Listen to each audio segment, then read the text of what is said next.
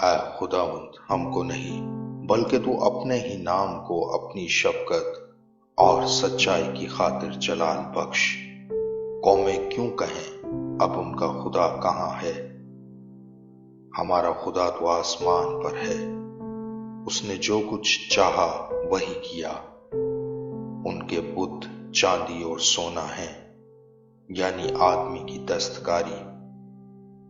उनके मुंह हैं पर वो बोलते नहीं, आंखें हैं पर वो देखते नहीं।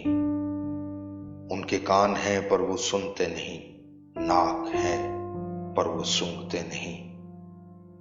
उनके हाथ हैं पर वो छूते नहीं, पांव हैं पर वो चलते नहीं, और उनके गले से आवाज नहीं निकलती। उनके बनाने वाले उन्हीं की मानित हो जाएंगे, बल्कि वो सब जो उन पर भरोसा रखते हैं। ऐ इस्राएल, खुदावंद पर तवक्कल कर, वही उनकी कुमक और उनकी सिपर है।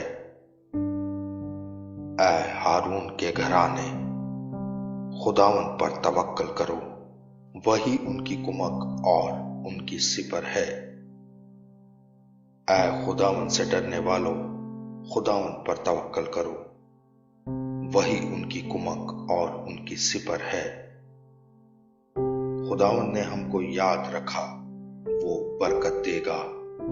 वो इस्राएल के घराने को बरकत देगा, वो हारून के घराने को बरकत देगा। जो खुदावंद से डरते हैं, क्या छोटे क्या बड़े, वो उन सबको बरकत देगा। खुदावंद तुमको बढ़ाए, तुमको और तुम्हारी औलाद को। तुम खुदावंद की तरफ से मुबारक हो, जिसने आसमान और जमीन को बनाया। आसमान तो खुदावंद का आसमान है, लेकिन जमीन उसने बनी आदम को दी है। मुर्दे खुदावंद की सिताइश नहीं करते, ना वो जो खामोशी के आलम में उतर जाते हैं, लेकिन हम अब से अबद तक खुदावंद को मुबारक कहेंगे। खुदावंद की हम्द करो। आमीन।